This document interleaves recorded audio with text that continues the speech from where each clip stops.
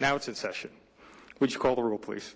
Mayor Clark. Here. Mayor Pro Tem Brinkman. Here. Councilmember Cole. Here. Councilmember Cernanik. Present. Councilmember Stallman. Here. Councilmember Taylor. Present. Councilmember Trujillo. Here. We have Troop 759 that meets at the LDS Church. Is going to lead us in the Pledge of Allegiance. Would you all rise, please?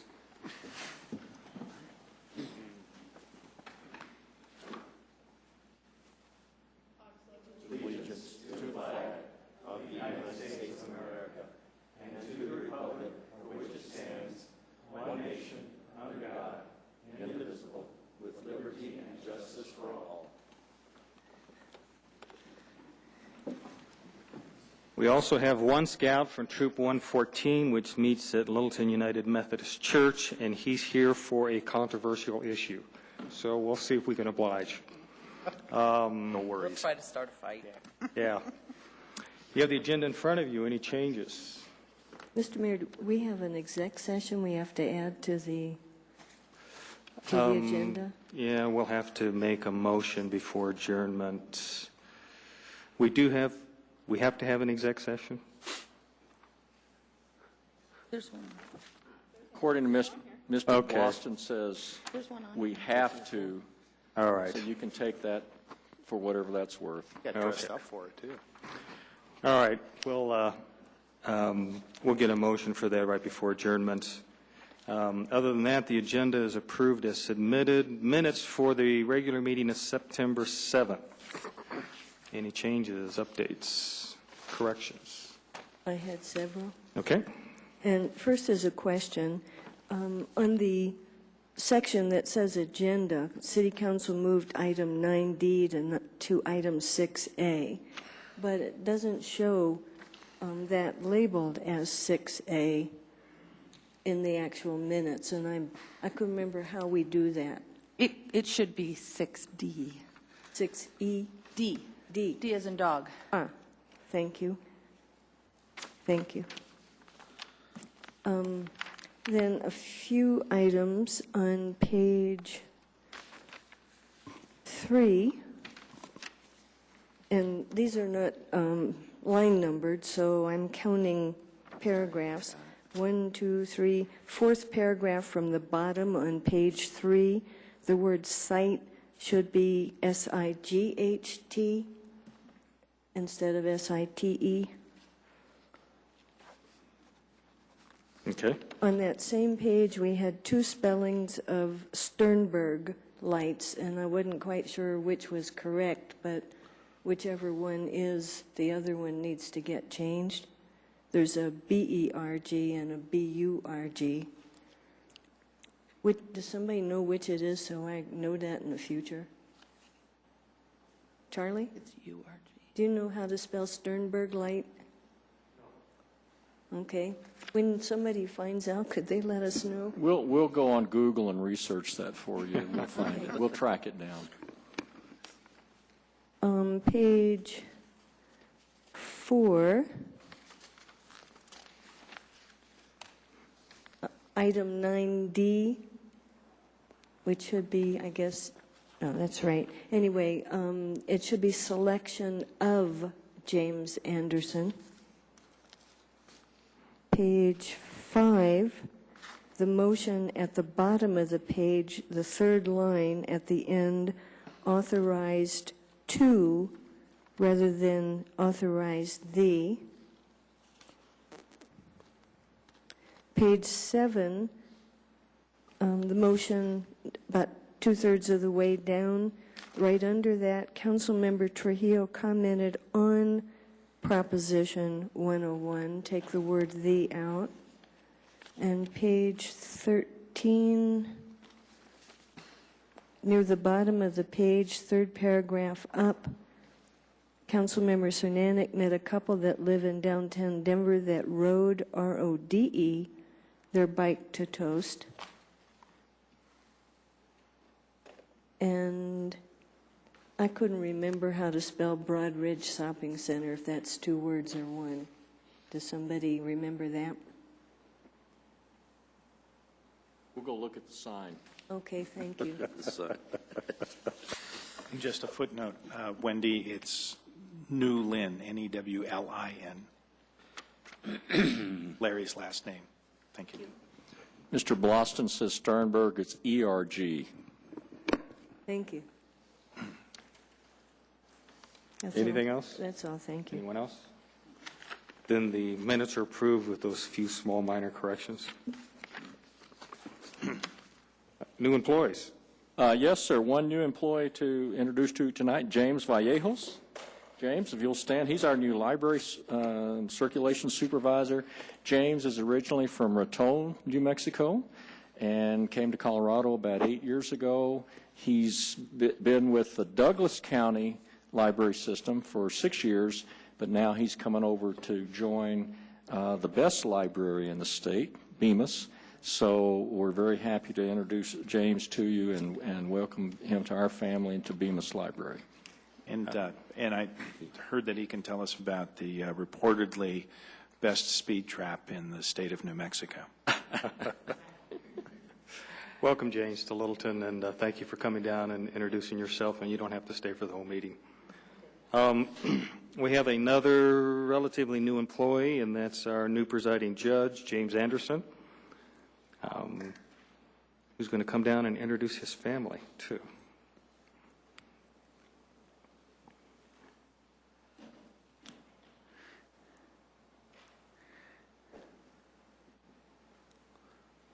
Evening. This is my lovely wife, Robin. Get to the microphone, would you please, Jim? Sure. This is my wife, Robin, my son, Christopher, and my daughter, Jennifer. Thank you. And you know the rule for new employees is children have to make speeches. I think they would be fine with that. They don't Youngest seem one has to make amused, the Mayor. longest. Well, thank you for coming down. We did an exhaustive search for presiding judge. We had a number of people turn in applications. We narrowed it down to 3 outstanding candidates, interviewed them, and selected Jim Anderson as our presiding judge through that process. We're very happy to have you here. Welcome. And your family looked great. And Mayor, just a point of order. We had a little consultation with Judge Anderson. According to the city code, he is to be officially sworn in by the city clerk. So Wendy is prepared to do that tonight. Okay. Is he already sworn? He was sworn in upon his initial appointment. Well, let's go ahead and re-swear. What the heck? Let's just be doubly sure. Yeah.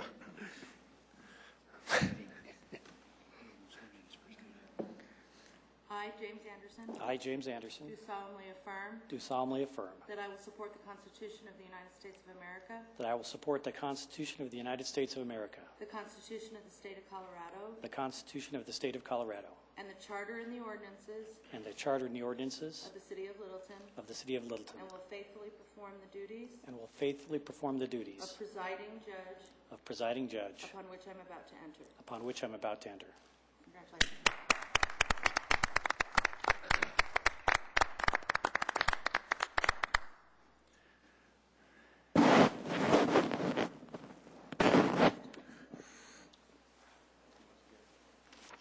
Judge, put on your robe, and then maybe just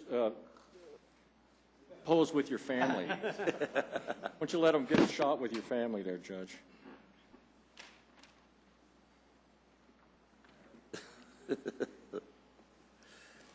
Great. Super, that's nice.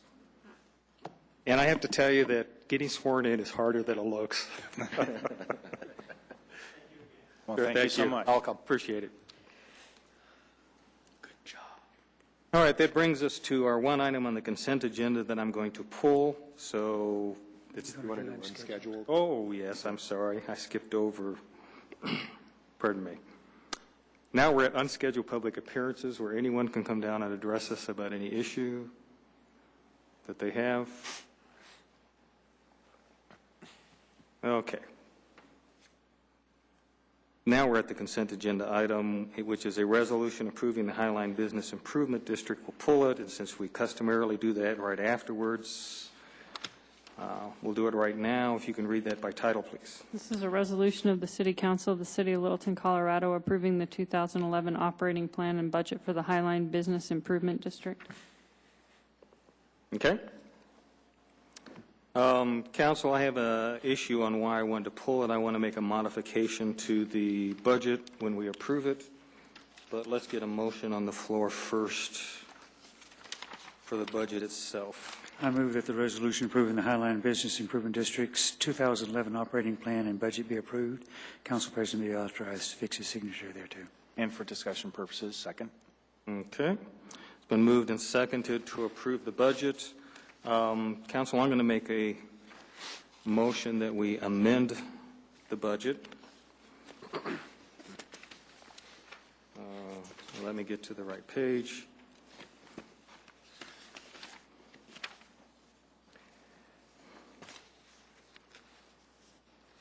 Well, it's towards the back. It has the general fund and the debt service fund.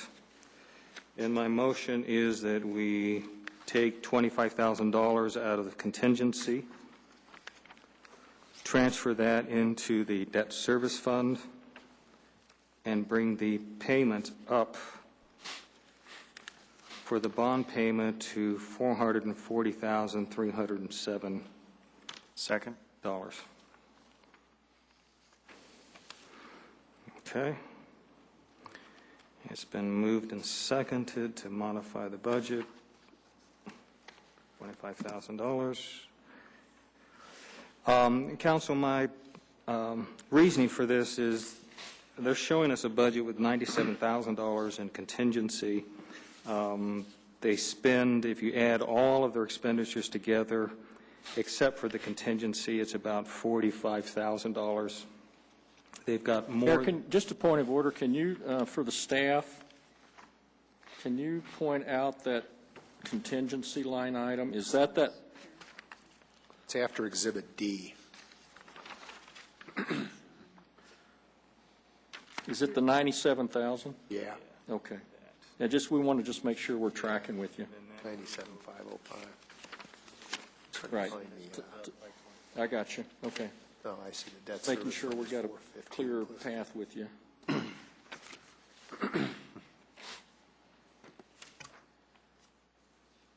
And my reasoning is the minimum payment for the bonds is supposed to be $440,000. This budget shows $415,000, which is the amount that they raised by the 37 mills. However, they have collected and are projecting a contingency of $97,000, which is more than twice what they need to operate. Well, they can operate for 2 full years with no income at all at that time, a contingency. So I don't think it's inappropriate to take $25,000 out of there and bring them up to the minimum bond payment that they need to do.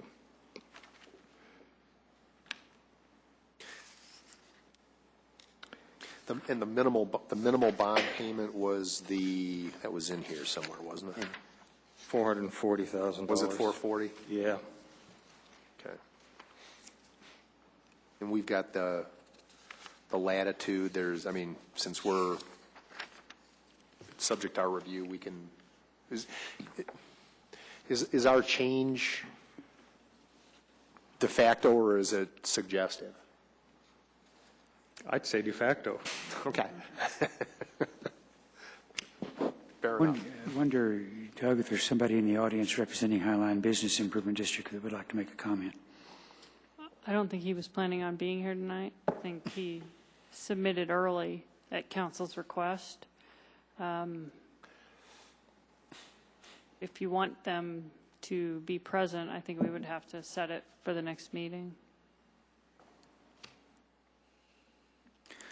I really don't have an objection to your motion, but I do think it's only fair if we're going to change the budget that they prepared, that they have an opportunity to come in here before we adopt it. I would agree with you. However, it's on the agenda, and, it's their responsibility to be here when they ask us to approve their budget. So, Mayor, just for clarification, so I can follow your line, because Suzanne and I may have to report back to the Okay.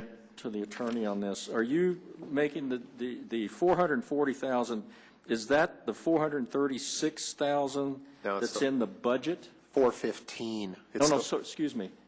In the budget, in the 2010 budget, the 430, where are you getting the 440,000 that you're trying to get to? It's, Jim, I think it's 415 plus the 25 he's moving, so it's the 2011 budget. You're looking at the 2010 budget. Look one column to the right. Or all the way to the right-hand side of that page for the debt service fund.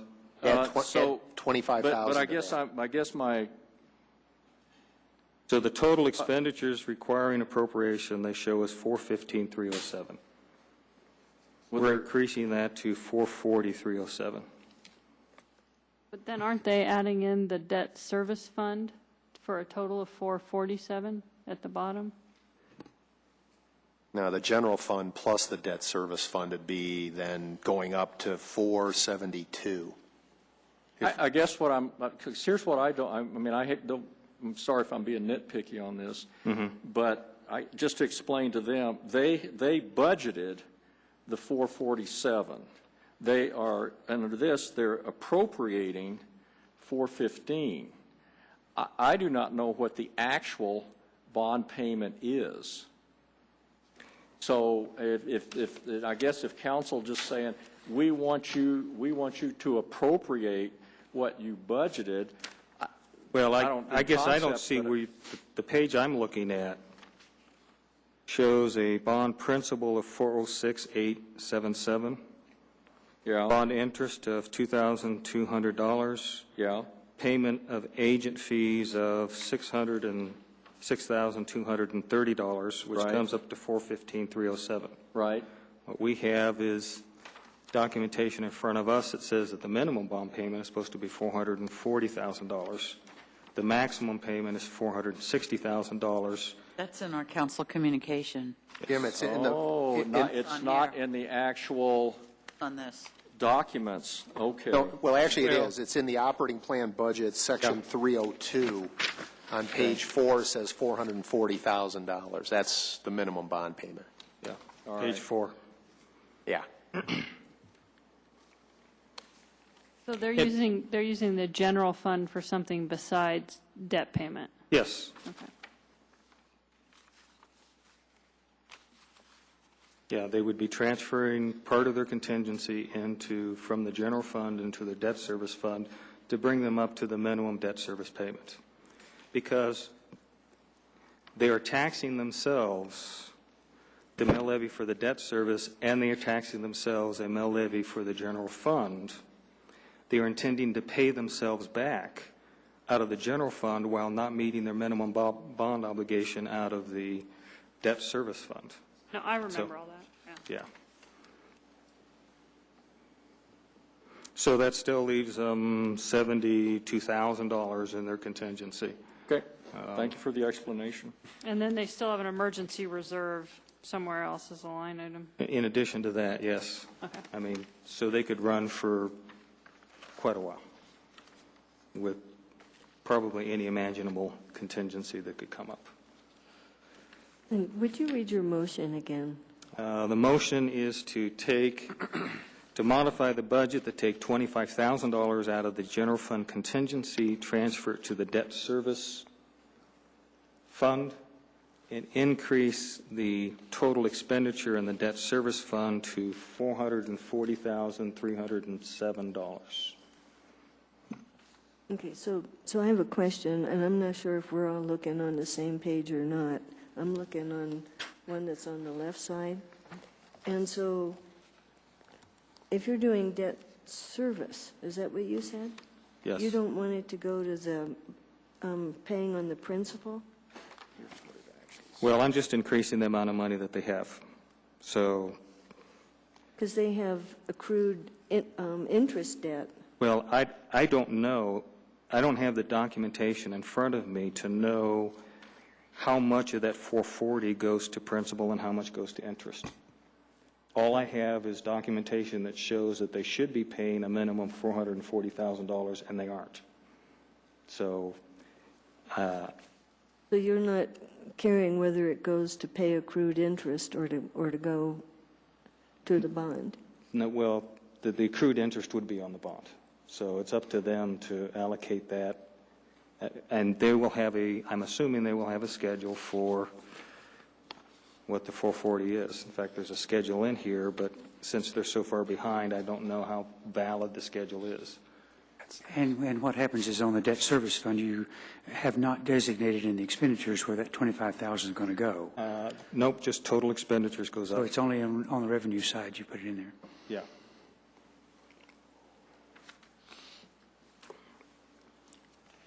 Thank you. Further discussion? Yes, I do, Phil. Sure. Okay, council ready to vote? Motion is to take 25 grand out of the contingency in the general fund, transfer it to the debt service fund, and increase the expenditures in the debt service fund by $25,000. The vote is 7 in favor. The motion's approved. Okay. Mildly controversial. Does All right. I had warned him. Does that qualify as our conflict for the scout? We'll find out. You need to be available to be interviewed. 9A is Oh, a... excuse me, sir, the clerk says you still need to vote on the main I'm motion. sorry, you were right, we still have the main On the motion. amendment. Yes, sir. Thank you, Wendy, for correcting me. That was just the amendment. We now have the main motion, which is to approve the amended budgets. Discussion on that? Peggy? The vote is 7 in favor. The motion's approved. Thank you. I almost jumped right over that.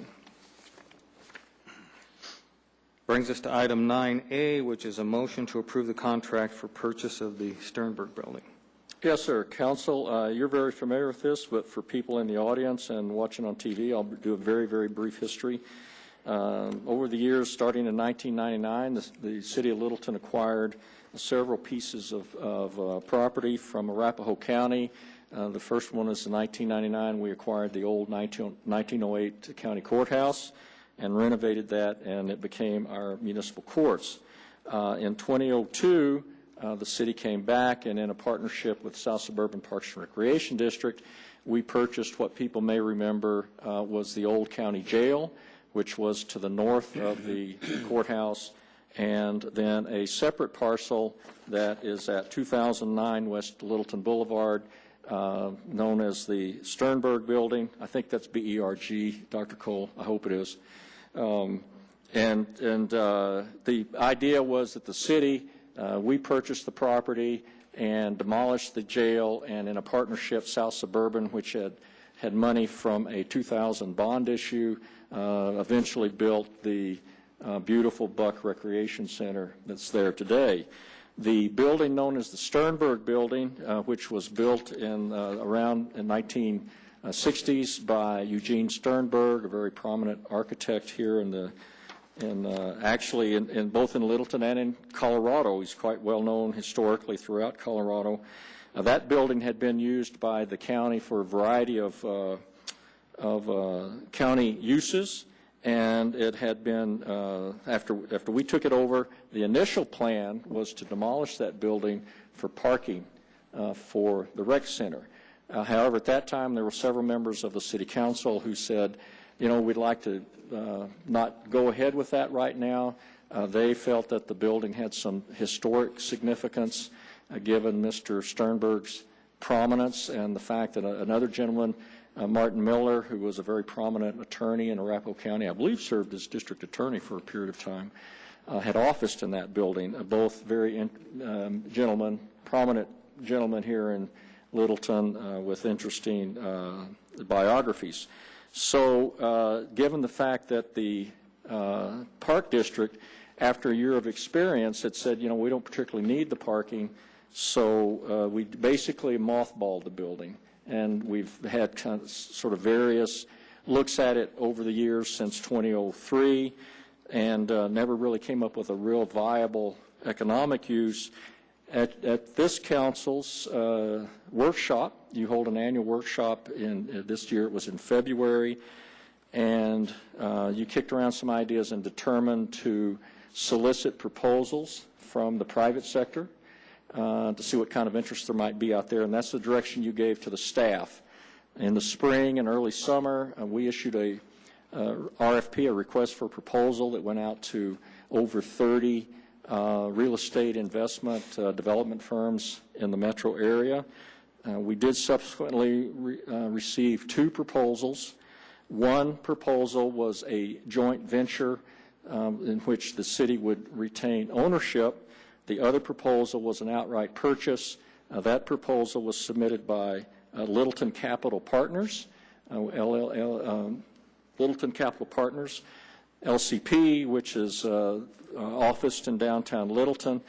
They have done some historic properties. They've done a very successful office commercial center over off on Bellevue, and also they also own the Woodlawn Center. So they are substantial real estate owners in the Littleton area. And after some discussions with the council, Suzanne and I received some instructions to sit down and negotiate a contract. Mr. Steve Kurtz, who's a principal in Littleton Capital Partners, is here tonight. What we're bringing to you is this would be a motion to enter into the contract. This is not a motion to actually sell the property. That requires an ordinance. So what you have before you tonight is a motion to enter into the contract, at which time there'd be a 60-day what's called an inspection period. Some people call it due diligence. They would give Mr. Kurtz and his partners the opportunity to more fully explore the financial viability of that, and the technical work on the contract has been done by Suzanne and her deputy Kirsten Crawford. So with that, Suzanne, myself, or Mr. Kurtz are here to answer any questions. If you're comfortable with the contract, we recommend that you authorize the mayor to sign it. If you're not comfortable with it, then you would either postpone it or table it or give us other direction. Questions for staff? I actually have a question for Steve. You want a motion first? Yeah, let's get a motion, please. Otherwise, I'll forget. I move that a contract for sale of property located at 2009-2049 West Littleton Boulevard in Littleton with Littleton Capital Partners, LLC, be approved and council president be authorized to sign. Second. Okay, it's been moved and seconded to approve the contract with Littleton Capital Partners, LLC. Steve? Steve, could you come down to the mic, Please. and then you'll be on the tape and answer the council's questions. Hey, Steve.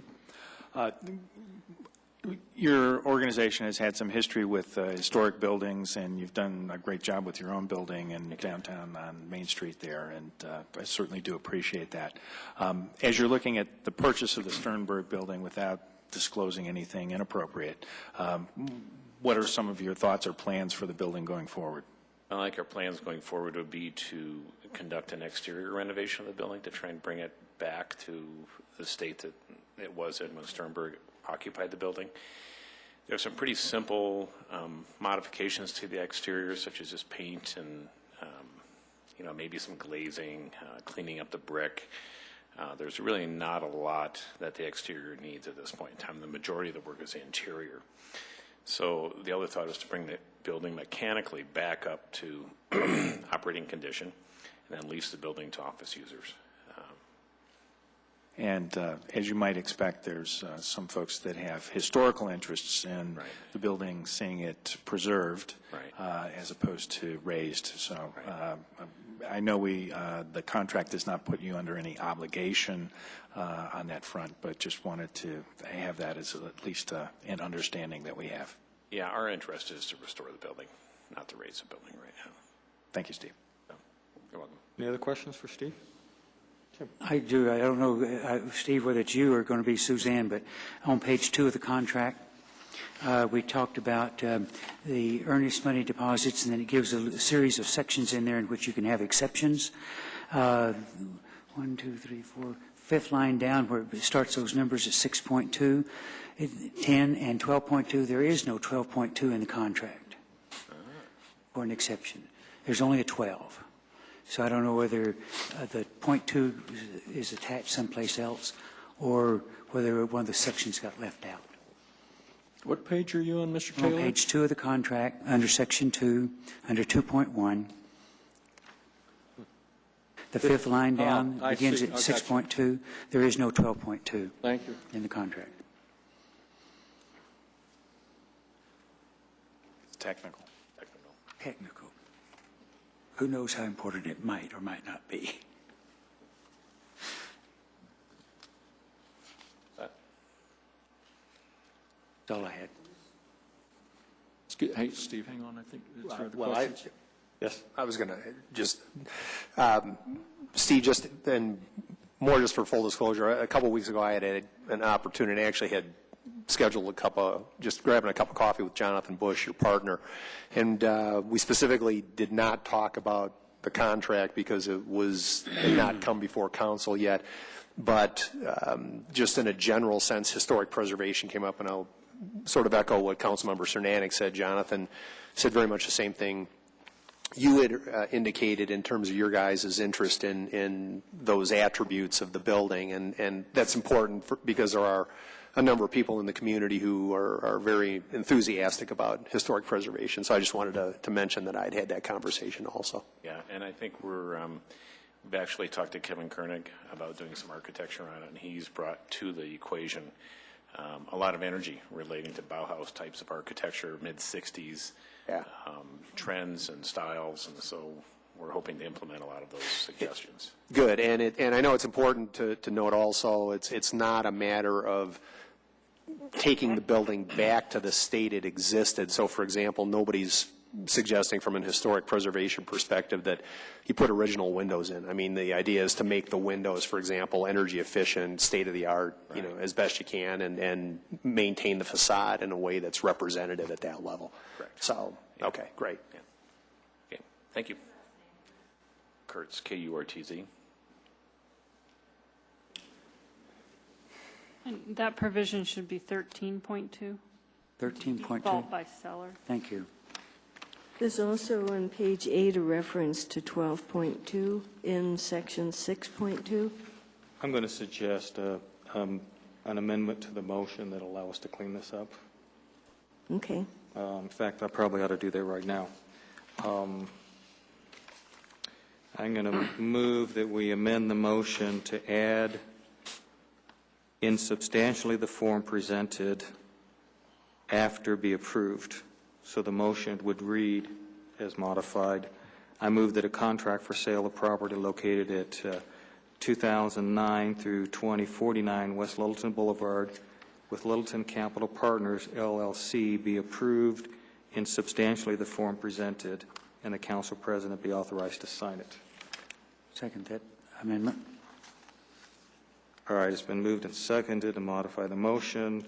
What this would allow is I'll get with Suzanne and we'll correct whatever sectional references there are before I sign it, because otherwise we're going to try and do it now and we can't get it done during the meeting. So if that's acceptable to the council. As long as it's acceptable to Suzanne. Okay. All right. Any more discussion on the motion to modify the main motion? Actually, no voting on the amendment. Pardon? Yes, I'm sorry. The motion, the amendment to the main motion, which adds the words in substantially the form presented after approved. It's the vote is 7 in favor. The amendment's approved. Okay. I'm trying to remember everything I'm supposed to do here.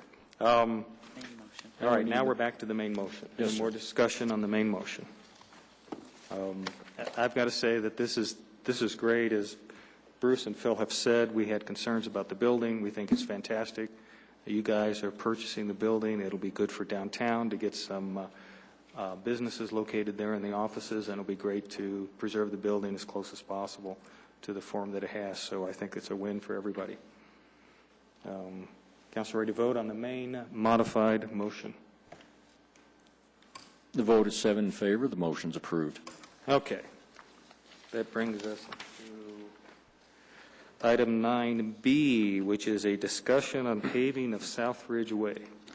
Council, the city's Public Services Director, Charles Bloston, will present this to you.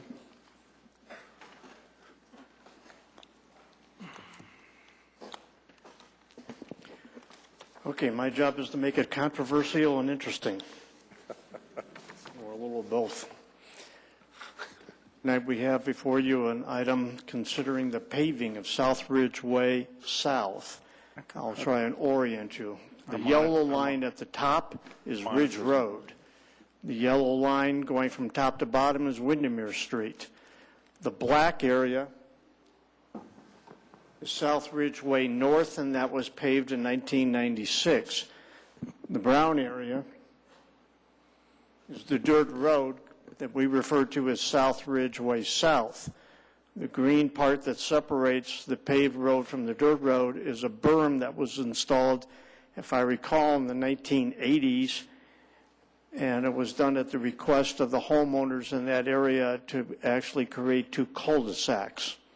Even though there's not a cul-de-sac bulb, it does prevent people from driving through.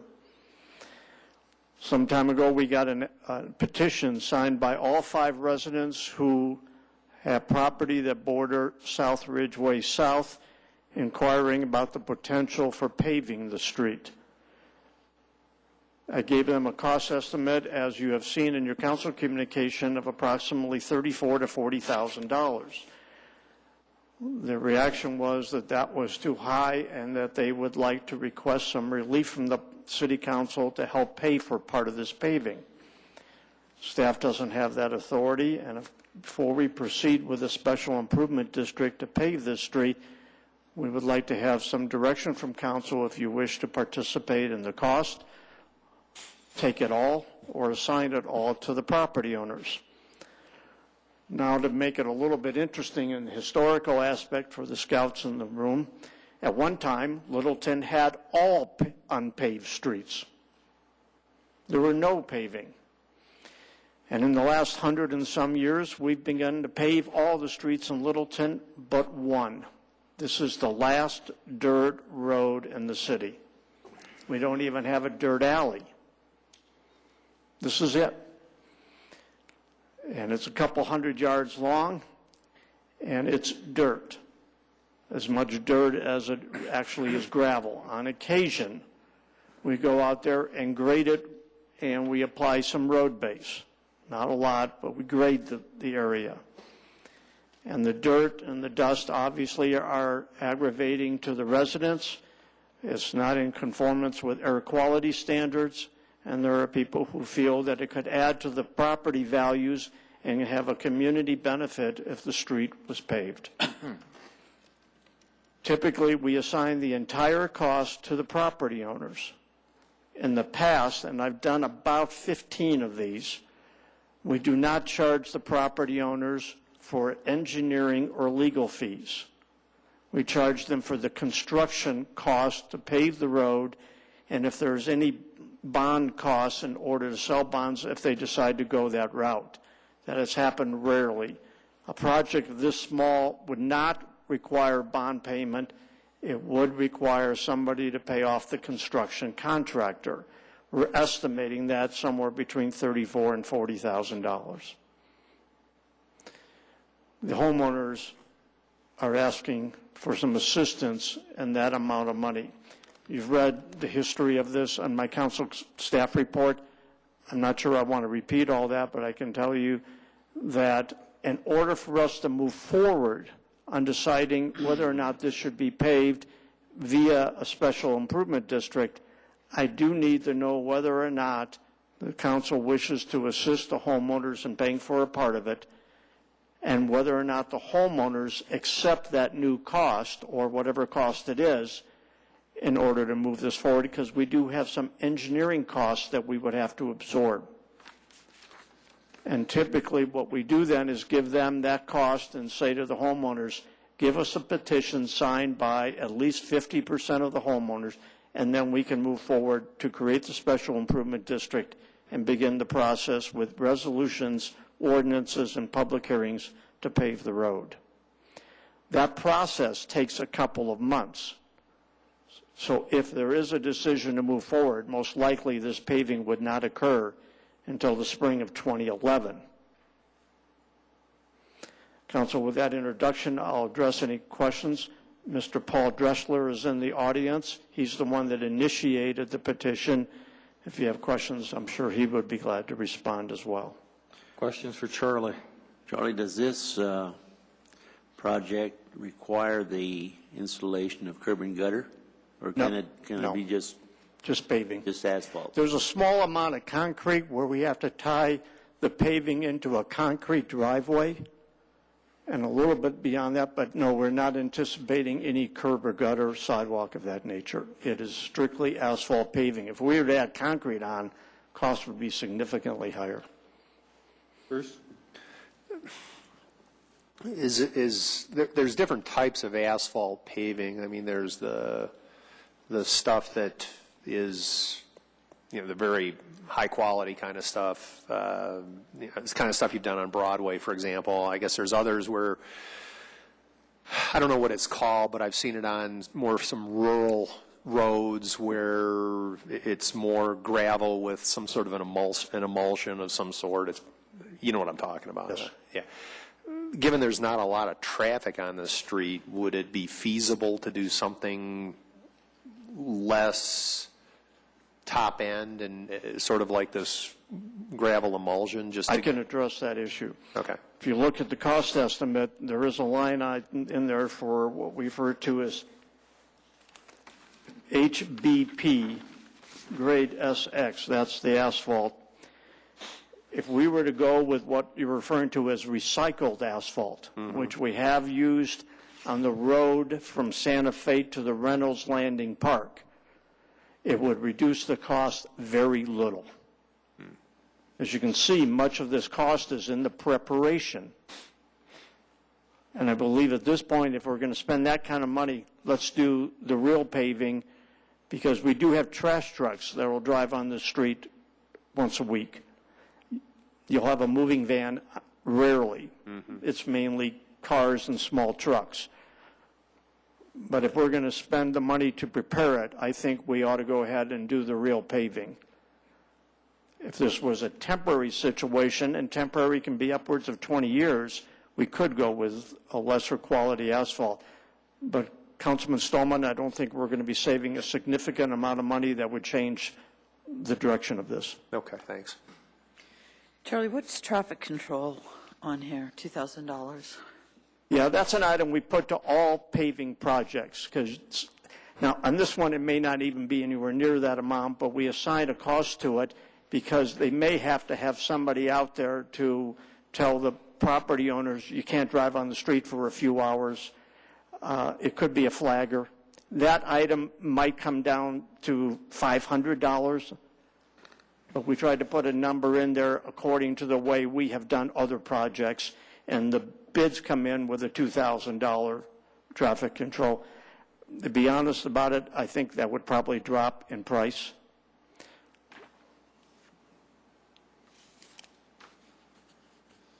Charlie, when we did the other part of South Ridgeway,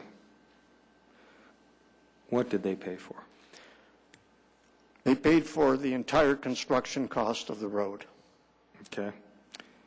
And I seem to remember that the reason we didn't do the whole road is because the 5 residents on the south side didn't want to participate in the cost.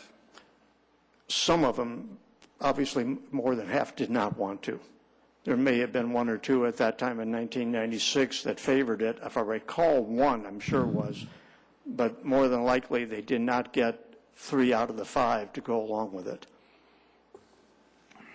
Or there could be new ownership since 1996, too. Oh, yes. Possibly. Could be. Possible. Any other question, Peggy? Yes, if council didn't want to participate with this, what would their options be? They could pass a petition and pay the entire cost, for whatever it would be, or they could withdraw their request and say thank you. Mr. Dressler is here if you wish to ask him about it. I believe in our conversations, if it does come in, let's say at $35,000, out of 5 property owners, that's $7,000 apiece, I believe that they would probably withdraw their request. Am I summing that up? I think you're right, yes. Okay. All right, is there any more questions? Jim's got one. Well, Jim's going to make a motion. Oh, well, I actually did have a question then. Okay. Sir, maybe you could come down to the well here, but I guess I wanted to just ask you what prompted your guys' decision to do this now after so many years? The road has deteriorated to the point where it's much, much worse than it has ever been. There are times in the winter where it's almost impassable. The mailman has trouble getting up and down. The streets are so rutted, so muddy, so sloppy that it's a fishtail up and down the street when we get a lot of snow melt. So it's worse. It's almost to the point where it's ineffective as a street. When I bought there 20 years ago, it was substantial. There was a solid road base. It was more road base than dirt. Now it's the other way around. It seems as though the road base has diminished. The dirt has come to the top. Today it's dusty, dirty, messy. In the winter it's just almost impassable. So it's deteriorated that, and that's why. Hypothetically, if there was a way to correct it, get it back to sort of the prior condition for a lower cost than doing the paving, I mean, would that be something that would be of interest to the residents? Well, the maintenance on the street is negligible, really. We get absolutely no snow plowing. We get no grading. It's been told to me that there's no way to bring it back at some reasonable cost without thousands of dollars to do so.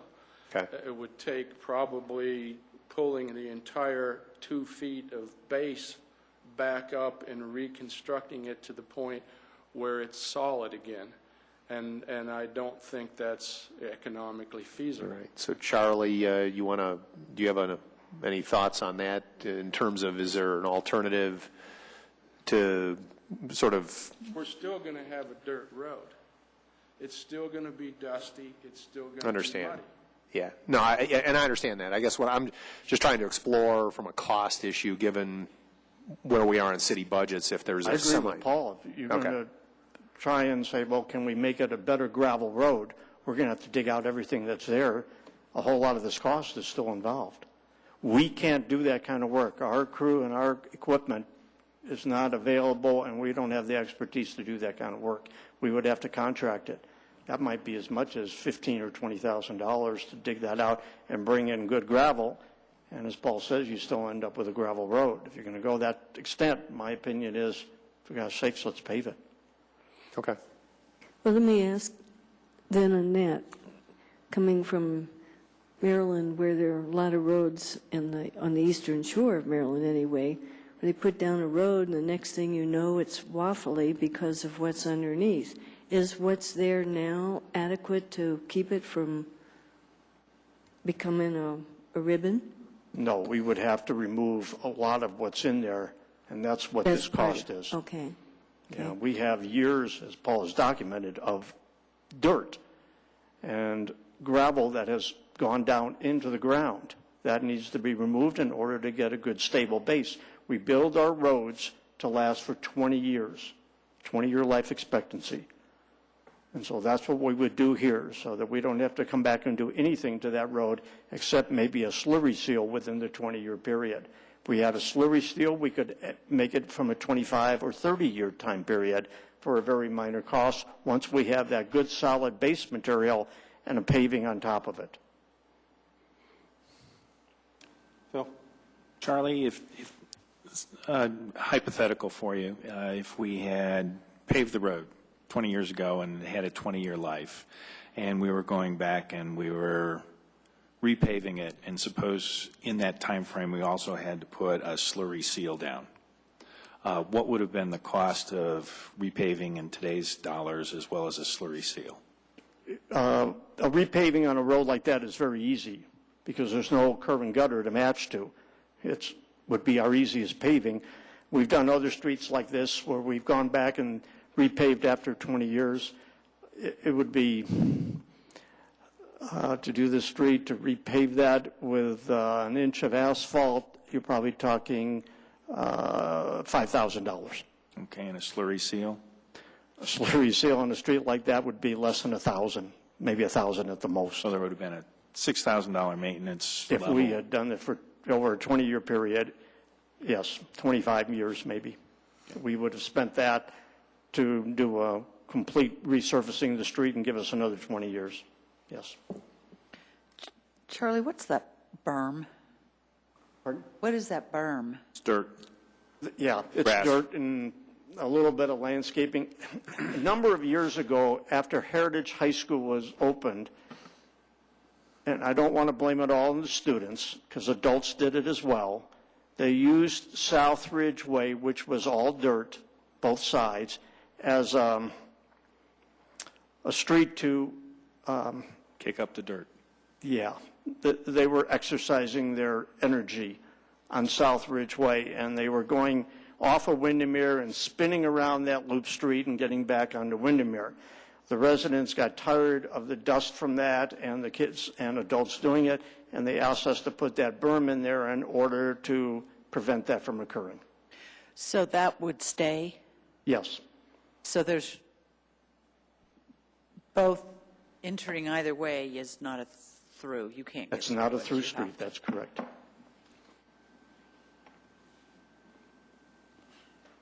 Sorry, what's your last name? Rechler, Spell it for me. R-E-C-H. Yeah. We're going to get it. It's the name If on we the were top. to It's the name on the approve, top left. if we were to approve some funding for this from the city, which fund would it come out of? Contingency? Oh, Well, he says And how much the we got street to- rehab. well, if it's out of special actually done in projects. 2011, I'll remind you all that we cut, what, $2.2 million, $2.1 million out of the 2011 budget compared to 2010. Yes, sir. So it would come out of whatever money's left that we would be doing to pave or do other roads. I refer you to page 2 of the communication where we indicate that we have a, there's a page, we have $1.2 million, I believe, in the street paving contract, street paving budget for next year, and we still have $250,000 budgeted in the proposed budget for our own paving work. And so if you did, it would come out probably from the $1 million contract paving work we would do if you wanted to appropriate some funds for that. I've also indicated that we do include the storm sewer as one of our projects rather than assigning that to the property owners. We've done that in the past, and this storm sewer is actually on our list for a future project. It would just expedite it to the top of the list. So of that 1.2, is Bowles in there? The 1.2 is the Highway Users Trust Fund money that we receive that has to go for street resurfacing. That's not the specific Bowles contract, Ms. Brinkman, no, ma'am. That's, But of the 1.2 million, does that include the 800,000 on Bowles? No. So that's in addition to. That's the 1.3 million we got on Bowles is an entirely separate account. But what you're really saying is, in 2011, we normally get about 1.2 million from HUTF. What normally happens is, in springtime, Charlie brings us a list of the roads that need to be repaved after he goes out and drives. Every street in the town. Yeah, not you personally, but No. somebody goes out and drives all Yes, the sir. roads, and then we pave as many as we can until we run out of money. So Bowles would be one of the ones that I'm assuming would be on that list Yes, and potentially along with whatever other ones you come and up the with. money to pay for the Bowles project would not come from the 1.2, it would come from the money we got from CDOT that would be put into a separate account. Okay. So I have a question again. So how much, what's the cut point that you all would be willing to contribute? Well, I can't speak for everyone, but there's some folks who feel as though after all this time and with as little... Sir, could you come to the microphone, sorry. please? That's With okay. as little maintenance as we've had, that the city should do it at their cost. I don't agree with that. I think that if you agreed to charge us what we would have been paid 14 years ago, which is $2,044 perhaps, I think that the residents would agree to do that.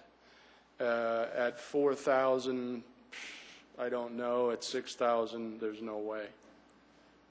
Because I believe the money has to come up fairly quickly. It's not like a loan. I think we're going to have to come up with fairly large chunks of money quickly to get this done.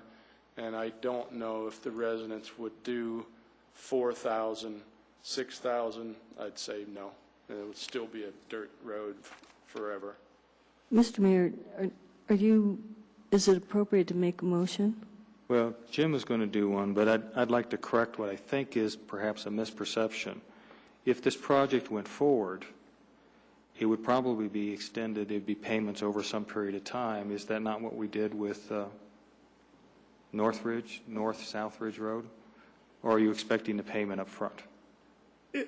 Either way, if we create a delayed payment where you might say, okay, you have to pay it over a period of 4-5 years, and then we assign interest to it.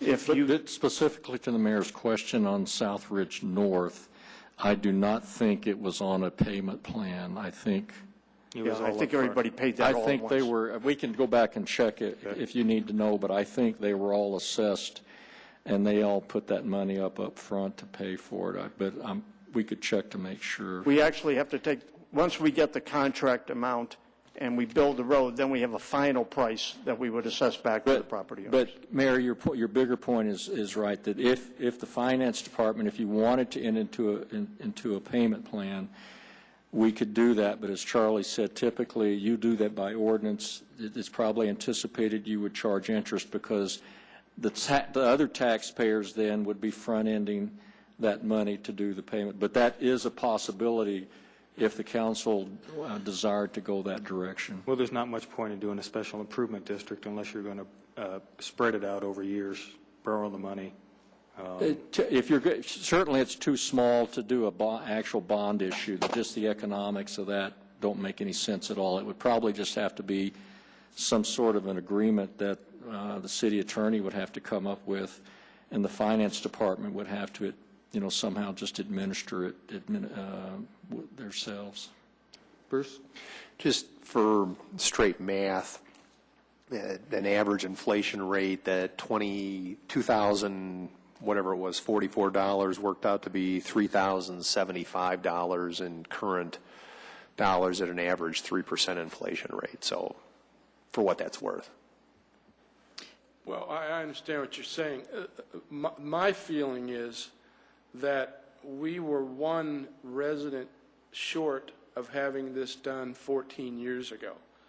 We've suffered along with, I've suffered with the dirt and the mud for 14 years.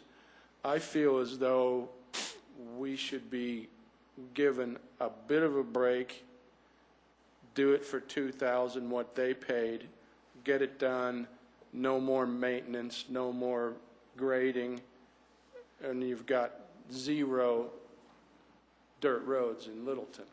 So I understand what you're saying. I think if the residents heard that we were going to pay what they paid years ago, they would certainly do it. The farther, the more expensive it gets, I don't know what will happen. I don't know if they'll agree to it or not. That's how I feel. I am perplexed by the one resident thing. Well, That's not well, my memory 14 of. years ago, there were 3 dirt roads. The thinking was when the voting took place, each of the 3 roads had separate votes. If it would have been done like it should have been done as a total, all 3 streets, then it would have passed, the unanimous, or the majority would have voted to pave all 3 streets. As it was, there were 5 people on the street, 3 said, no, we don't want to pay for it. So that's the one resident that kept it from being done 14 years ago. Does that make sense? No, because that would be 3 residents that kept it from happening 14 Well, years ago. except that 2 voted yes. Only 1 said no. And But you so had 3 that's- homes instead of 5 there? Well, but you actually had, One swing vote. If it would have been done in total, it would have passed with a majority. But it wasn't set up that way. It was 3 separate streets, 3 separate votes. On our street, 2 people said yes, 3 people said no. So, not that that's a minor detail, but that's how it went. okay. Thank you. Jim, you want to do a motion? Yes, I'm going to move that the city participate in the paving of South Ridge Way South, and that the city contribute $25,000 toward this cost. Second.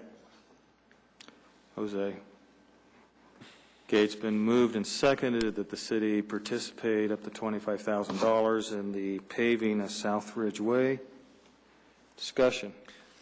Mr. Mayor, Yes. I'd like to postpone this motion until November, I believe it's 16th, which would be our first meeting after the November election. I think that's the right date. Yes, ma'am.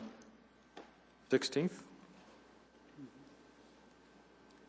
That's the first, that'll be the council meeting after the election on November 2. If the election's November 2, then would Yes, the sir. first council meeting be the 9th? Study session. Oh, yes, okay. Special session. Yes, I'm Special sorry. meeting. All right, it's been moved to postpone the motion until November 16th. Is there a second for that? I'll second it for the purposes of discussion. Peggy?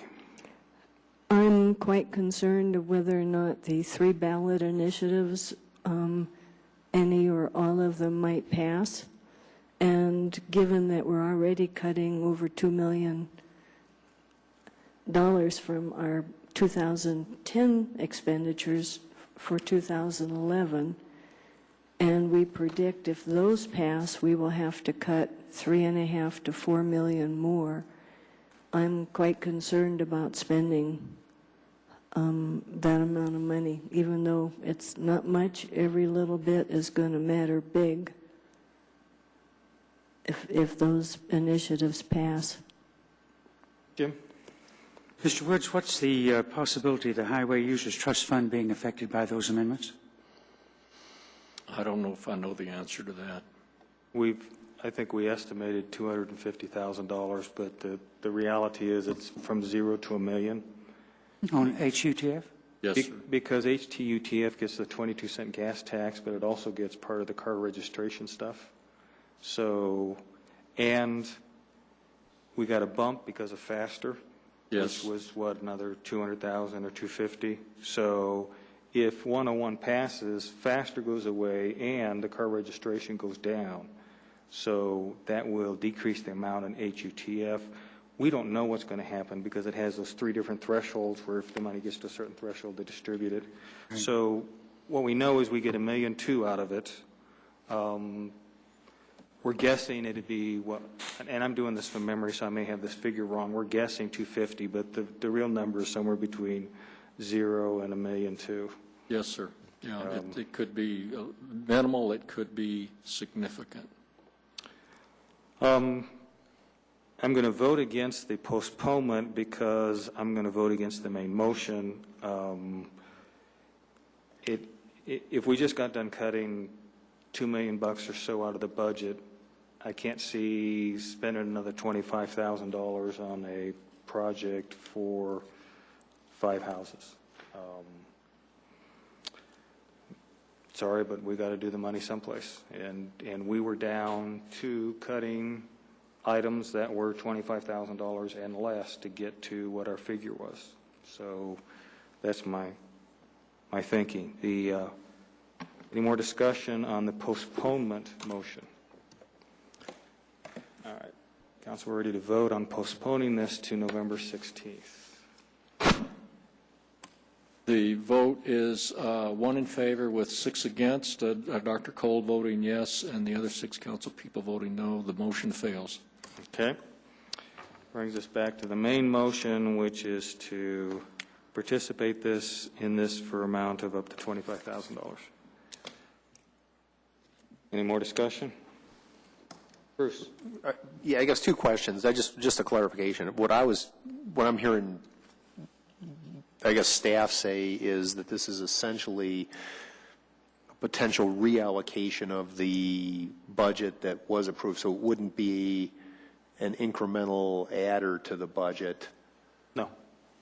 You'd be taking away from some other street that Right. you'd be paving. And whatever street that you're taking away from that would be paved, the very high probability is going to be traveled by more than 5 houses. Yeah, I think that part I can't dispute. I guess the other side of that is if this thing's in as bad a condition as it's indicated, if it were a paved street, we would be doing something to fix it as well. And I guess I'm wondering if I think we still got some sort of an obligation to do something. Jim, can I ask you, the $25,000 you came up with is just a nice round number, or do you have an idea? Well, I took the alternatives that the staff presented on what, if we went up to $30,000, what the estimated cost would be to the homeowner.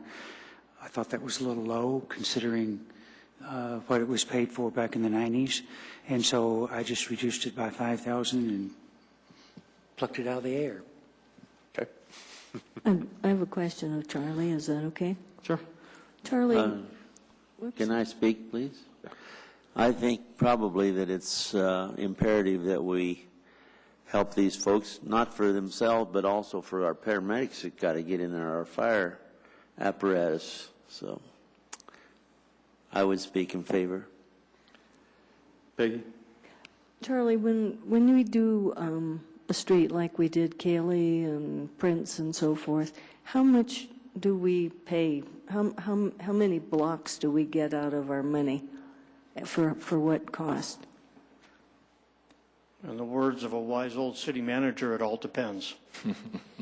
I'll give you an example.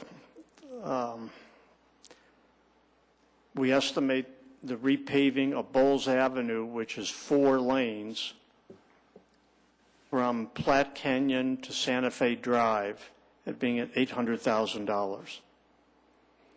I would say that is about a half a mile, but it's 4 lanes wide until you get to the east side of the Platte River Bridge, and then it opens up dramatically to 6 lanes of paving. Another example would be Rio Grande here between Main Street and the Alexan development. That bid came in at $750,000. It'll be more than that because we ran into some underground things we didn't realize, but if that wasn't the case, $750,000 to pave that street with curb gutter and sidewalk is a bargain. It's an incredible price. It all depends on what you run into, the width of the street, how many lanes we have, how deep we have to go. We're paving streets in Southbridge right now, and it runs into maybe $10,000 for a couple You're blocks. answering a question that I wasn't directly asking, although that's really good information. I'm thinking more in terms of the many streets that I saw in not too good of shape when I was campaigning last fall, with cracks and this and that and the other. Spotswood, which a lot of people complain to me about, Bemis from Littleton Boulevard, up Yes. at least to Little Gazebo, and so forth. So I'm thinking more of how much it would cost on one of those as opposed to this one, just for the heck of it. Well, Bemis Street is in very old condition, and that would require some extensive work, plus there's some areas where there isn't any curb gutter or sidewalk.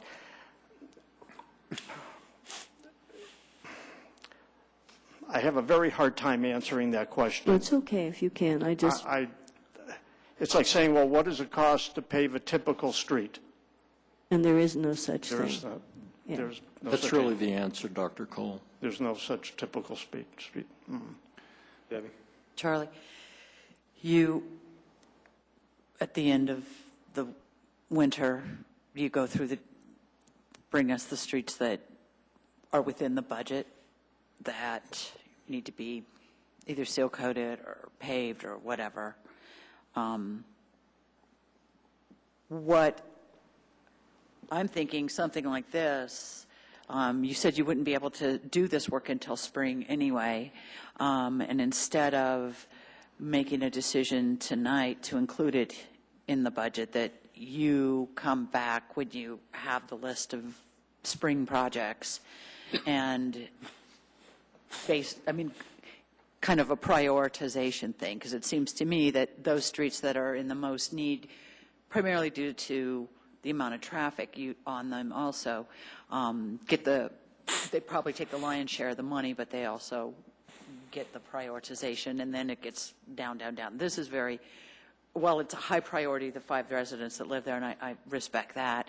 In terms of, the 42,000 citizens in the community, it has to be, it's a little lower priority. Can this be included in that if the money is there and, maybe we get a better winter than we might have expected, maybe some of the streets hold up better, and it shows that can we bring it back at that point? The answer to your question is yes. Bruce? Peggy actually raised an interesting question, and I don't know if I saw it in here. How wide are you planning to make this? Is it 2-lane? Yes, anywhere from 18 to 20 feet. The minimum width required for a street that only has 5 houses, we can get by with 18 or 19 feet. Yeah, well, and I guess that's where I was going. So a lane is what, normally 10 feet? Normal. Well, all right. Yes, all right. in this case, Ballpark. 10 feet would be A single lane? yes. But We could get by with a little less. okay, but you'd need enough, as Joe said, for a fire truck to get in there. Oh, yeah. Okay, but I mean, technically though, 18, could you get away with 16? We could do an 18-foot wide asphalt mat that would accommodate easily 5 homes in this neighborhood. But Right. we have to bring the driveways that are paved to the asphalt mat. If the driveway's not paved, then we don't do that. But if we have a concrete or asphalt driveway, we match the driveway to the street. That's the only place where it would be wider. Yeah. But with 5 homes, 18 feet is plenty. Is it costed for 18 feet or 20? I believe on this one, we went 18. And does this include that sort of bubble at the east end? The sort of roundy part? At the end of the cul-de-sac? Yeah. No. Just as it's shown on the map, The street ends. it's not. There is not a cul-de-sac there. Well, it's not exactly a cul-de-sac, but there is a kind of roundy A part. little bit, yes, Because yeah. I drove out there Yeah, today we to would look. pave enough of that to actually have a place for people to turn around. Yeah, But it's not the big bubble that you find at most cul-de-sacs, yes. Charlie, do you know who voted which way No. on this when it happened? And Let me try to explain what Paul was doing, because he's correct. If South Ridge Way was one street, and you took, how many homes are there total? The 5 plus whatever is on the other route? Yeah, say 15. And you say, okay, majority rule, because it's one street, this would have been paved. However, it was 2 streets, and we didn't have a majority vote on the south side to go through with it. And that was the decision made by the council in 1996. You know, I would be, if we knew what the vote was, I mean, I'm torn on a number of different things. One is, if the South Ridge, if the south part had voted in 98, it would be done, it would be a lot cheaper than it is now, and it probably would have been cheaper for everybody because you would have included that extra part in there. So, so the per unit cost would have been even lower. So I think it's fundamentally unfair to take 5 residents and say, we're going to subsidize your cost because you waited 14 years and chose not to participate. On the other hand, if you've got 5 residents and it was a 2 to 3 vote, I have a great deal of deep sympathy for those 2 residents that were denied the opportunity to do this. So my inclination, and it's not tonight because I still have concerns about the budget, but my inclination would be, if we knew what that vote was, to match the cost for the 2 people that voted yes and the other 3 people pay the full price. I do have the original file from 1996. Well, I didn't look at that. Wendy's just pulled it up here from the minutes. I don't know if it, are you interested in the vote for the whole, or just that 5? Just the 5. Unless the whole vote is going to be dramatically changed. But what I mean, the direction I'm going is, I'm not inclined to do anything tonight because of the budget situation that we're in. But that doesn't preclude this coming back in the future, and I do have a great deal of sympathy for 2 out of the 5 homeowners not being able to participate in this, and I have much less sympathy for the 3 that decided not to participate and then are expecting 14 years later to get a break on the deal when they chose not to take advantage of it at the time. So I was looking for a solution to that, but I'm not willing to spend any money, any additional appropriation, and I realize that that comes out of the fund, but you remember when we did Rio Grande, we took that out of the $1 million or so that we customarily do streets, and we needed to do Rio Grande. It was the right thing to do, but spending all that money on Rio Grande meant that we didn't spend the money on the other streets that needed to be done. So that means there's going to be that many more next year that need to be done because we took the money that we would normally spend on those and spent it on Rio Grande. So I hate to be hard-nosed about the budget, but if we're going to keep our expenditures down, we have to be hard-nosed about the budget. So that's my thinking on the whole thing. So I agree on the budget, but we do have a budget for the paving and for streets in Littleton. So I guess what I would say is, and I'm not sure the order of this, but if this particular motion would fail, then I would put a motion forward that this particular street be considered in the spring list that Charlie brings back, and if there's appropriate budget in there at that point, that we can make a decision about that and kind of revisit this back at that point. Well, what I would suggest is, if this motion fails, that Charlie contact that group about the time that he gets that thing to do it. And if the group is still interested, that they come back to us again, because once again, and I may be the only one of the 7, but I'm not inclined to subsidize the cost of the people that had the opportunity and chose not to. But I am sympathetic to the people that wanted to and didn't. So, but my viewpoint is the right way of doing that is when Charlie gets around to looking at the streets, contact them. If they're still interested, they can come back and approach us, because that would potentially affect the amount of money. Instead of just being a flat $25,000, it may be some different figure. Right. Yeah, and then that would be a number that could be used as a launching pad to determine the fair share of. And maybe a miracle will happen and we don't we have extra no money winter. left over because all the streets are in fabulous Maybe it shape. doesn't snow all winter. Yeah, but I'm Then we have another problem. Yeah, I'm not holding my breath. Phil? I'm going to, notwithstanding all of the budget considerations that I also have some sympathy for, but also knowing we would have had some additional maintenance costs on a street had it been paved a while ago and had gone through some level of expenditure, and you have at least the potential. We don't know whether that's going to occur. Whether the expenditure goes forward requires the cost sharing so that the residents would have to be there, and if they're willing, approximately based on this, put up half of it, and the city puts up the half of it. At this point in time, it's the last unpaved street in Littleton.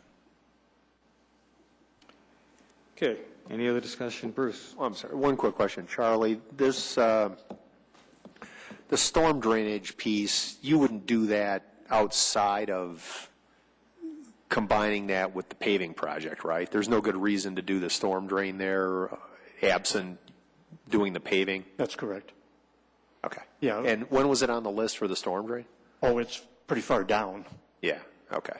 So if the paving is moving forward, we would have a separate schedule, which would be the installation of the storm sewer. Before the paving? Yes, the contractor would have two projects. Yes. Charlie, also, a number of council members have mentioned the maintenance on this street. The street would be 14 years old. How much maintenance would we have had to perform over 14 years? Sweeping, Okay, thank you. maybe a pothole once. I would hope not at all, but they would see the same snowplow that The rest doesn't of us come down see. my street. Yeah. And I was A talking about phantom snowplow that doesn't plow people's streets, yes, you don't get it. I was talking about the repaving the ceiling side. Yeah. And I guess to the extent, again, I don't, whatever we vote, if it doesn't pass in the short term, I mean, is there any way to get a grader out there with some more frequency to try to, help smooth it out? We do everything on our priority basis at the moment. We're finishing our paving program for the year, but we would like to do the grading of this road right after a rainstorm, then it dries a little bit, then we rush out there to do it. It doesn't happen very often, as Paul has documented. If we get out there 2 to 3 times a year, that would be it, not more than that. And it's just to try and make something so that it's not the muddy mess that they referred to. Right. And the spring is really when we see it. Yeah. With the snow melt. So Charlie, what kind of lead time, if we didn't approve this tonight, what kind of lead time? Now, I'm not wanting to do something until we know the outcome of these ballot issues. They're kind of frightening to me. But, so any time after we know the outcome of the ballot issue, then perhaps they come back with some additional information and so forth. So if we took action in November, December, January, a couple of months lead time? We would again then pave it in the spring. So, We would do the engineering and hire a contractor and get all that ready to go so that in April or May, when the weather is correct for a couple weeks, we could have a contractor go in there and do all the work. okay. And, I did go out today, and my car, is a old Subaru, but apart from that, the road certainly didn't seem any worse than my paved road on either side of my house, so, except that it's dirt. And that's not a personal comment about the way I'm doing. It didn't seem in real bad condition today. But how is it, maybe Mr. Dressler can say, compared to normal? Well, did you notice the dust? Did you notice the dust? Oh, sure. Yeah, it's horrible. Yeah, no, but heaven help But me to anytime we dismiss get that. moisture- Anytime we get moisture, if we get rain, it gets rutted. And as Mr. Bloston said, in the springtime, when we get snow and melts, it's impassable virtually. Yeah, It's fishtail up the street if you can do that. but So it's blowing dust now, and then anytime we get moisture, then it becomes rutted, and it's different. Depends on the weather. Yeah, I have been on it a couple times in the past couple of years too, for various reasons. So I'm aware that it's not always the same as it was today. No, there's a gentleman who lives at in the first house as you turn off of Windermere, who is in a walker right now. He's got some health issues. When it's wet, he can barely get across to his mailbox. It's that bad. So, well, I am sympathetic with this, but this budget issue is Right. a little traumatic in my mind. Thank you.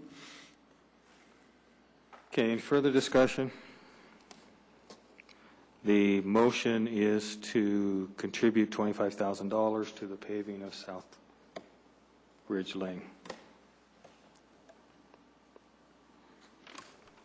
The vote is 3 in favor, with Councilwoman Cole, Councilman Clark, Councilwoman Brinkman, and Councilman Stallman voting no. The motion is defeated 4-3.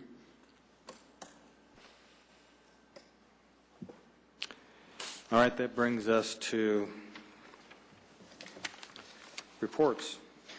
Yes, the council, I had sent out an email to you, and during your budget deliberations last week, Charlie Bloston had mentioned that we had received a request from Dave Lorenz, the Executive Director at South Suburban Parks and Rec, and we passed that on to you. And it was that in either Phil, who's the liaison, or Charlie, but at a recent South Suburban board meeting, and there's a little bit of a misinterpretation on my part. They were, as Mr. Lorenz said, they were $350,000. I think, is that right, Charlie? Yes. Approximately $350,000 over the engineer's estimate when their bids came in. I was under the impression that the board was making this request that they had not let the bids yet, but in fact, Charlie and I talked today. They have voted to go ahead and do all of the work, paving the road, some restrooms, and to award that bid. Apparently, what Mr. Lorenz was instructed to do, he was instructed by his board to submit a request to the city and to see if the city would participate to some degree in that overage. Do I have that right, Charlie? Okay, so I had a couple of emails from people. Did you have to decide tonight? No. When I said pretty quick, I thought because there was GOCO money that they needed to move ahead, but they've already voted to move ahead. So I'm a little bit, I don't understand exactly what the timeline here is, except that Mr. Lorenz was instructed to approach the city to ask if the council was interested in participating in that additional $350,000 that the project is over budget. Charlie, do you want to add to that? Charlie says I said it all, and Mr. Cernanek is the liaison. I don't know if you were at that particular meeting, Phil. But other than that, so there's not any particular drop-dead date that I had anticipated earlier, but as you saw from Mr. Lorenz's email, we felt like we needed to pass that request on to you. If you want more information, more specificity, it appears that we have time to get more backup information for you. So that's kind of the extent of the knowledge that I have. So they approved a bid $300,000 over the budget, and now they're coming and asking us for the money? That's my understanding. Charlie, can you No, confirm? 350 over. Oh, $350,000. Yes, and I don't know, I know they only had 2 bidders. I think they were surprised. We've talked a little bit about it. If it had been just a paving bid, as you know, I think we had something like, Charlie, how many bidders did we have on Rio Grande? I think we had maybe 14. We had a lot of bidders in Rio Grande. They had a very limited number of bidders in this project because they also included some other things than paving. And They did what? they had other items than just paving. I think some restrooms and so forth. But the factual response is, yes, ma'am. It came in $350,000 over the original estimate. So let me give my history to this. There you go. In the sequence, it was an earlier presentation from South Suburban regarding projects at South Platte Park, where they had come to council and asked for approval of the projects, and probably unfortunate from their perspective, it indicated that they weren't requesting any funding, just approval of the projects. Rightly or wrongly, I kind of thought, oh, hey, and because they were going to find ways to pay for them. So happy ears I might have had myself, but I probably wasn't alone on the council in hearing it that way. Stage two was they're coming back and at some request of their board, coming back and saying, geez, wouldn't you, City of Littleton, want to share in some of the cost of this? And at that point in time, I believe it's about two $50,000 segments, but about $100,000 that the city, through the council, authorized to be expended on the project list that was presented. South Platte Park is our, we are the owners, and it's managed through an intergovernmental agreement with South Suburban on that front, but it was relative to these projects, and that was already authorized. What has happened since then is, as they went through the rigor, and possibly Charlie could explain this a little bit better, but there were a number of surprises in that the paving effort is not a simple paving effort. There's a number of entities involved, and it was particularly, I believe, the hoops that were required to deal with the issues that the Corps raised on the property, but that also the paving crosses over Centennial water space, and there are a number of easements that are required to be dealt with. It's primarily those that changed it from a simple paving to something that's more complicated. Is that a good word, Charlie? And that has actually come. It wasn't that the cost of any particular effort was not estimated. It was that the effort required was $350,000 worth more. Recognizing that they felt some sort of time pressure because of the GOCO grant and spending that component. At their last meeting, they voted to move ahead with the project and authorize that they would have the expenditure. They're coming back and saying, wouldn't we be good citizens in sharing in some of that cost? So, Anything else, Mr. City Manager? No, sir. that was an attempt at facts, not opinion. I don't have any. The attorney? I guess I get, would you, given the history that Mr. Cernatic, as I said in my email, we just need direction. Would you like more specificity about exactly what caused the increase, the complexity? As you said, Mr. Lorenz said he'd be happy to provide more details. So if you'd like to have a more cost breakdown, the complexity and surprises that Mr. Cernatic suggested, that's just, do we need direction if you want more information from us? Do you want us to do anything? I guess that's my basic question. How about if I suggest that they send us that information in a memo? Yeah. We get it in the packet? So we'll ask them to put together a more complete breakdown of the budget, what caused that additional increases, and perhaps we'll just send that out to you, and then you can make a determination. Yeah. And this expenditure would come out of? Either, it would be eligible either out of Conservation Trust Fund or open space. I believe both of those would be eligible. And both of those are reserved, or I should say, required to be spent on specific types of projects. We can't use that money for general fund type. That's right, sir. It can't be transferred for police, fire, any general fund expenses. It is a designated or fund. paving of streets. Yeah.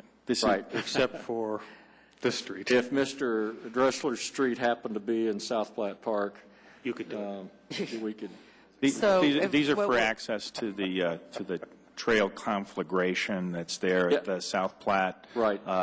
Very close to trail access to Chatfield State Sure, Park. we can provide some maps, and we can get a full packet and have them break down and then explain what drove those additional costs that Mr. Shernanek just described. Well, I'd like to see us get it on an agenda and have it, if there's some public that would like to speak. I think if we've got to vote on whether we're going to give these guys money, we need to put it on an agenda. Okay, the next, you've got October. Want to get the memo first and then decide if you want it on the agenda, or Well, how are we going to decide if we don't? if a council person wants to put it on? I'll put it on the agenda, Okay, then because I don't know how we're going to, why don't if you we get the schedule it for an packet from agenda them, how and do give we? us that as part of the packet? October 2 is 5, I'm sorry. October 5 would be your next regular meeting, so we Okay. could schedule it. General business on October 5. Yes, sir. And in the meantime, we'll send out the background information to you. Okay, Okay, thank you. Appreciate it. sure. Or why don't you just put the background information in the packet for the Packet. 5th? Otherwise, we might lose it. We being an editorial we. All right, Ms. City Manager. City attorney. City Attorney. I don't have anything. Dr. Cole. Two things. First, I want to thank all the staff who were involved in preparing and presenting the 2011 proposed budget to us, and then the additional cuts that we asked for and so forth. And whopping amount of work went into that, and I really appreciate it. And second, related to one of the cuts that we have approved, at least preliminarily, this will be final in November, but one of those cuts was $5,000 for the MLK breakfast that we host with ACC January of each year. And I'm wondering, can we explore with ACC having the breakfast, but having attendees essentially pay the cost through whatever ticket they would buy? Go to a ticketed event. Yeah, and I'm suggesting they make it more modest than they have in the past, so that we don't discourage anybody who's been getting free breakfast discourage them very much from attending. I just think it's a really nice memorial event. We could certainly contact the people that we've worked with to put that on every year and explore that with them. Yes, ma'am. Thank you. Mm-hmm. That's all. Bill? Sure, thanks. Couple of items with regard the South Metro Denver Chamber Economic Development Group met on September 10th. I'll forward the minutes of that. The interesting item is that was covered was there's a business that presented that had actually moved from California to Centennial, so locally to the South Metro area. Interesting thoughts for our consideration are their challenge in actually finding information about the South Metro Denver area and searching for information, but also their rationale for actually moving to this area, even though some of the information was not easily at hand, and that was because they have family, at least the co-owner of the business had family in the area, but interesting dialogue on that front. South Suburban Park and Rec does not have their usual meeting this week. The Special Districts Association meeting is there, and they have some of their board is in attendance at that. Pretty exciting meeting for the Historic Preservation Board last evening. They did approve 2 facade grants on Main Street, one of them being the Havener Millinery, which is across the street from Jose's. And with that grant, we may have we will possibly see the last of corrugated metal on facade on Main Street. So that's the plan for that change. And the second grant was where Delizio's is, which is known as the Summers Oil Building. At one point in time was a gas station down there, and also a facade grant on that. And so I thought it was kind of exciting to have that. What was also interesting for the Historic Preservation Board was that their packet was actually 3 times as large as the council packet for this week. So it was an interesting meeting. A few things that they do have coming up is on September 29th. It's by invitation to primarily the building owners, as well as an attempt to contact the tenants that are along Main Street and the area there. There is a design guideline session that's to be had in the community room here in the City Center.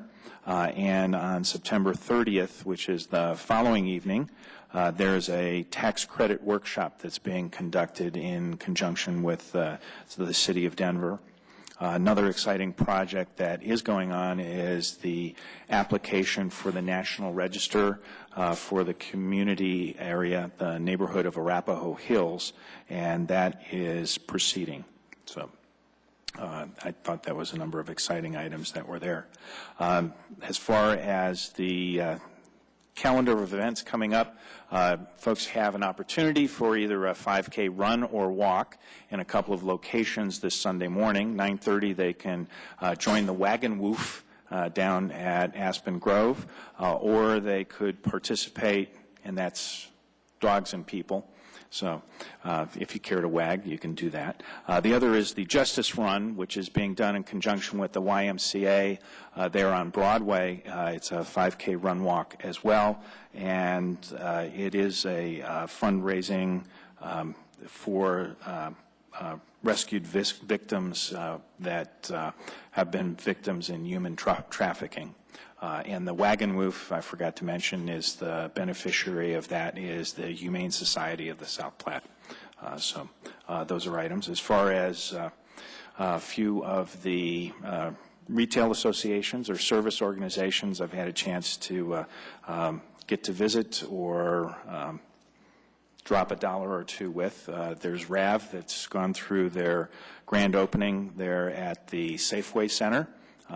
And also Canyon Catering, which is there for Monty Johnson. They had a chance to provide the catering service for the Chalk It Up for Education that was at the Arapahoe Community College, and had a chance to share a meal over at the Shack and then get my teeth cleaned at Dry Creek Dental. So, Jim? I attended a community and economic development meeting in Frisco, Texas.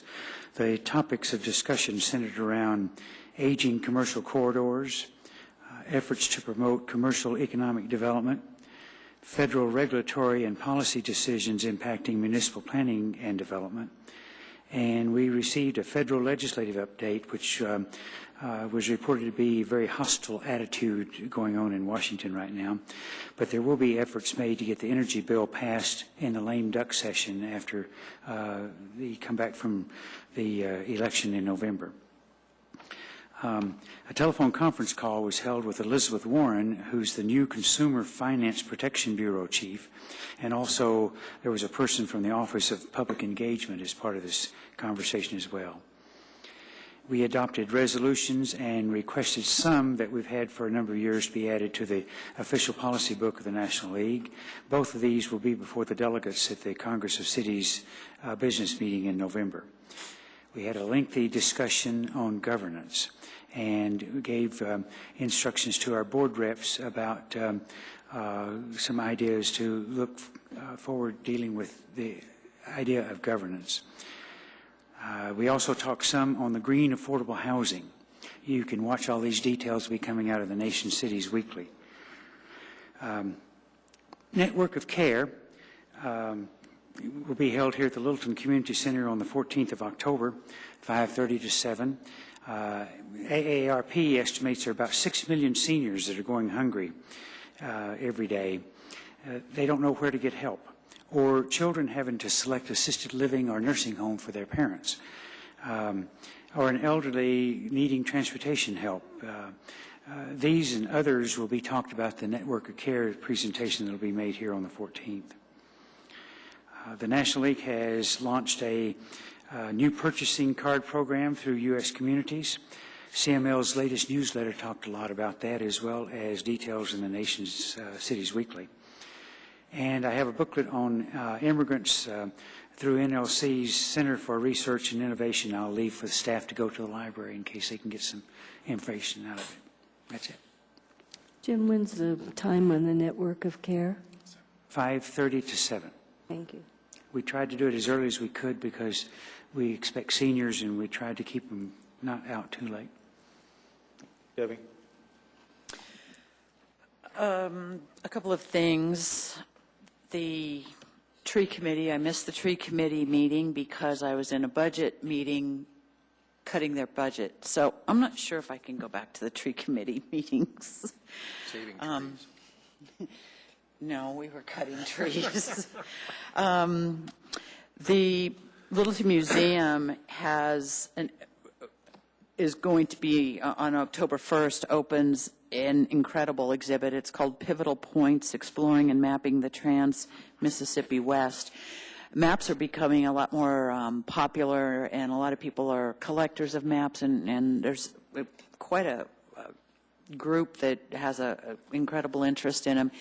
These are maps that are part of the museum's collection that haven't been displayed before. Many of them haven't been displayed before, and it's really quite an amazing exhibit. It's actually going to go for a year. It will go through October 16th, 2011, and throughout the year there'll be a variety of different lectures and different educational opportunities and different experiences with this exhibit. So encourage people to go visit that, and if you don't make it this month, if you don't make it in October, you can always make it the next month, since it'll be there for a year. The only other thing I wanted to mention is Phil mentioned the Wagon Wolf, and the Wagon Wolf will take off out of Aspen Grove. I've been asked to lead the event on my bike to see how many people can keep up with me. Most. And I wanted people to know, if they are interested in going to that there will be, the Humane Society will have many of their adoptable dogs out there that day. And if you come without a dog and would like to run with a dog, they are ready, willing, and able, and would love the exercise. So a great opportunity to make a new friend out there, too. So 9:30 Sunday morning. Bruce? Let's see. Kudos to Mayor Pro Tem Brinkman, who did a nice job at the South Metro Denver Realtors Association Metro Mayor's Lunch today, pinch hitting for Mayor Clark, but you did a good job in terms of presenting a lot of what makes Littleton special. Mark your calendars for the 39th Annual Friends of the Littleton Library Museum Craft Fair, Saturday, October 2nd at Kettering Park. Always a crowd pleaser. I think they've sold out this year with 300 booths, including 7 concession stands. And assuming the weather cooperates, it's always a very enjoyable event. Let me see here. September 9th, we had the LPS board meeting. The content of the board meeting is on their website, so I won't go deep on it in deference to time. The key discussion points involve the District Accountability Committee year-end report and the Educational Technology Advisory Committee year-end report, as well as their charge for 2010-2011, and the city's IT director, Ken Price, is a participating member of what's referred to as ETAC. Very interesting what LPS does with technology and their approach to it and their involvement with not just the professionals but the students in terms of trying to bring students interested in technology into that sphere of activity. And then the last piece was a school achievement index, an adequate yearly progress update. Again, all of that's, I think, on their website, and there's a lot of additional information beyond just that. The Fine Arts Committee meeting was held last week on the 16th, and the ongoing issue is the placement of the Randy Hand sculpture that council approved at our last council meeting 2 weeks ago.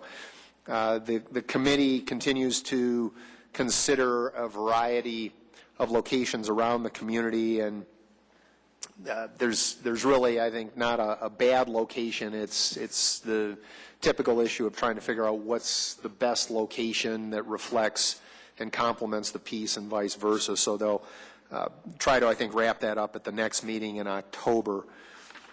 I've got two other items, and the first is the ever-popular merchant plug of the week, and I actually had promised Doug Hauk I would do Austin Hauk, but then I bumped into another one, and I'm going to grovel for forgiveness and give Doug a rain check so that I can get an opportunity to go talk with him and get a little more detail about Austin Hauk, which in fact is one of the nicest clothing stores I've ever been in.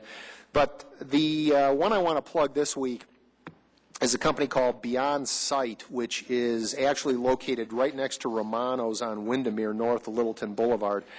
And I've actually been in this place to make a purchase, but it is an exquisite example of the unique types of retailers and service providers we have in the community. This is from their website. Beyond Sight is dedicated to enhancing the independence of blind and vision impaired individuals through adaptive technology. And since 1989, they've proudly offered customers over 1,000 products that improve the quality of their customers' lives. Not only do they sell, but Beyond Sight is owned by and employs blind individuals. Because of this, we can thoroughly evaluate and test the many adaptive technology products that are available because we use them. All of us at Beyond Sight take pride in our product selection. We know that many manufacturers only tell you what a product can do and not its limitations. At Beyond Sight, the customer gets to hear both the pros and cons of a product, even with products we carry. And those products include a laundry list of things like braille displays, clocks, computers, games and gifts, health and beauty aids, home office and school products, kitchen aids, magnifiers, mobility aids, note takers, recorders and players, software, telephones, video magnifiers, watches, writing aids, et cetera, et cetera. The address is 5650 South Windermere. The telephone number is 303-795-6455. Really a slick store, and there's a lot of people who, we're all to the point where we have vision issues at some level. Especially as we get up there in years. So I encourage you to have a go with these folks. I think they'll really they can really make a difference in your lives. The last thing I wanted to do is I had a bit ago sent a laundry list of items to consider for the study session list, and I pinged City Manager Woods, who suggested it would be appropriate to maybe bounce some of these back off council and make sure there was sufficient interest in the list to warrant further consideration. There's 4 items that I had brought to the city manager's attention. I think the first one is probably the one that's most pertinent at this point in time. The others are of interest and have all been considered previously, but involve more an issue of revisiting topics because perhaps the environment has changed. But in talking with, the first is in talking with Chris Gibbons, the Business and Industry Affairs Group has previously looked at working with old shopping center and other distressed property redevelopment around the city. And a lot of times this involves talking to property owners and working this from the standpoint of what types of redevelopment would be appropriate. Chris indicated that he believes they've got the resources to reinitiate some of this, potentially in advance of economic recovery taking a stronger foothold. And frankly, I think that's totally appropriate from the timing, that if they're in working some of these deals 12 to 18 months before a deal might potentially come to fruition, that there's an alignment of the stars in terms of the amount of work that is required to get somebody to that point. I think personally it's a good idea to put on a study session, maybe hear back from Chris, and then potentially give him some direction. But I wanted to see if there was three other heads that are nodding in agreement to do that. I would support that. I would support it. All right, that's 3, 4, 5. You want to make it unanimous? No. Okay, 6-1. The second one, we periodically have had conversations, and I've had this come up from a number of citizens, about moving to consider a single trash hauler for purposes citywide, or potentially a single trash hauler hypothetically on a district basis, so that we're not cutting anybody out, but on the other hand, you only have one trash hauling vehicle progressing over the roads, minimizing depreciation, pollution, so forth and so on. Again, I think this is something that was talked about at CML, and I know there's other towns that have done this. For example, Golden has implemented this and has had some positive results as far as their reporting at the CML conference in June. I don't know that this is something that's of an immediate nature, but I think it's worth reconsidering based on what staff has done on this in the past. And so again, to your guys is deferring to my learned colleagues here as to whether this is something that's worth putting back on the list. Well, I had asked council at workshop last February and before, about 2 years ago, and so I'm glad to hear maybe somebody besides me is interested in exploring So this. that's a yes. Yes. Okay. I'm not interested in it. I don't want to go down the trash road. Okay. It certainly would save our streets to reduce the number of trash trucks that go down it. When you get 7 trash trucks going down your street in a week's time, that's not good for our pavement. Phil, Joe says no. Thumbs up or thumbs down, buddy? Buddy. Well, I'll table this one for a while.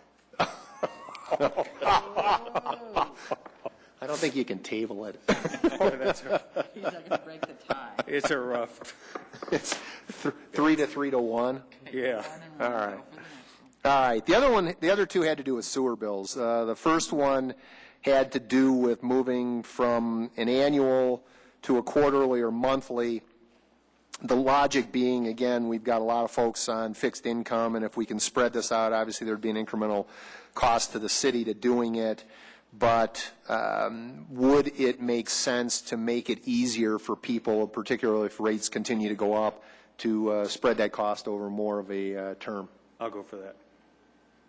I think we need to get off of the annual billing. It's too large for a single bill.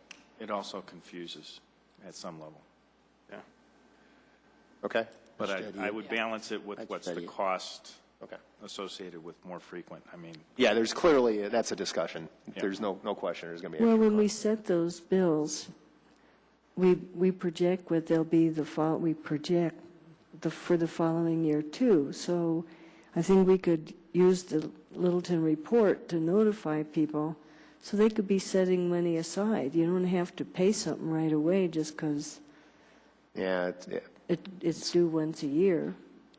Well, the staff has been doing some work on Denver Water. going And through there's, Denver we've, Water, we've so- kind of had some internal discussions. There's some software issues, all kinds of sort of internal processes. But that's the idea. I mean, if this will take staff some resources to scope this out if council wants to consider this. So that's why I asked Mr. Stallman to bring it to you. worth a discussion. Yeah, I think we've been talking about it, 3 years that I've been up here, so. Am I seeing four fix heads it. nod? Joe was a yes, too. You were a yes. Okay. All right, the last one was also sewer bills. And this issue had to do with the question of, is there any viable way to do something where there's rateable based on usage. And the issue ends up being, again, you've got a number of folks who maybe, 2 people living in a house or 1 person living in a house versus the house next door where you've got a family of 6, and it's obviously different use, but the same charge. And viably, what would it take to do it? Is it feasible to do it? Not saying we would do it or wouldn't do it, but just even what's involved, looking at Yeah, whether. and there's quite a bit, staff did quite a bit of analytical work on this. Yeah. 3 years ago? 3 years ago, and at that time, in fact, I think council even had some testimony. That council decided not to pursue it, but we can certainly resurrect the analytical work, again, if council is interested in devoting your time to this, we can resurrect that. At this point in time, for this issue, I'd rather beat my head against the wall. I understand. I agree that. I think that's a no vote, Mr. Stallman. And I'm pretty good at interpreting the mayor. But he meant that in the nicest possible way, though. Yeah. And I won't disagree with the mayor at this time. All right. Okay, so are there 4? Am I seeing 4 hands that want to? You a yes? No. I think you're seeing one. All right, so I'll take 500 on this. All right. 2 out of 4. All right, deal. If the Rockies only bat 500 tonight. Yeah, it's they not might so do well. bad. Declare victory and go home. I'm done. Those will be added to the study session agenda list, Mr. Stallman. Deal. Thank you. Jose? Are you done? I am done. Stick a fork in him. He's done like dinner. First of all, we've had a lot of letters regarding the omnibus shopping cart and the possible cuts to the program. I just want to assure the seniors out there that we haven't made any decision on this and that everything seems okay at this time. So there has been a considerable amount. Yesterday, we had a tour of downtown Littleton. A tour bus came in from Fort Collins, and they ate at McKinner's, and then we gave them a tour all around downtown Littleton and made them feel at home, and it went real well. Did they go to the museum too? Did they go to the museum too, or you don't know? Museum's closed on Monday. Oh, forget that. Sorry. Yeah. They wanted to go up there, but I informed them that unless they had some special permission to be in there that day. But we had 22 people, and it was an enjoyable time. They seemed to like our little town very much, the old downtown area, and we gave them a lot of stories on it. So, the Town Hall Arts Center now has started this new season, so that's good for downtown, and they've got some nice shows coming up. I would like to thank the scout from Troop 114. That was my former scout outfit back in 1949. So, Seems like yesterday, Joe. yes, seems like yesterday. Yeah. I would like to, this is more or less just a little bit of notation for some of the people out there that are in the Littleton Bega New South Wales Exchange. Kay Rogers passed away yesterday, and she was very active in the Littleton Bega Exchange, and her husband was Colin, and Colin was he was the first guy that came over here to on the first exchange. He and 2 sisters came, and that's how it all started. So I just wanted them folks out there that are in Littleton Bega to know that she had passed on. She'd been a pretty sick girl. And I think that's about it for me. I'm not going to stretch it out. Jim? I have no Dr. Cog report because we canceled our meeting this month. Oh, great. I mean, Aren't you disappointed? I think we need a motion for executive session.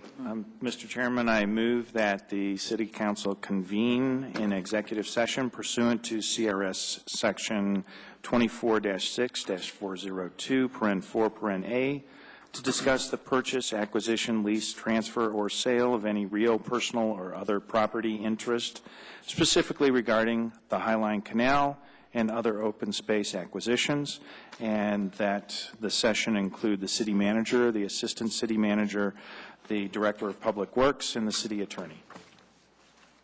Second. Okay, it's been moved and seconded to go in executive session. Takes 5 votes. Any discussion? The vote is 6 in favor with Councilman Trujillo voting no. The motion's approved. It's not 10 yet, Joe. Bruce did. One of Bruce these did. We will not be conducting any business when we come back from the executive session, so we'll be ending our televised portion now. Good evening.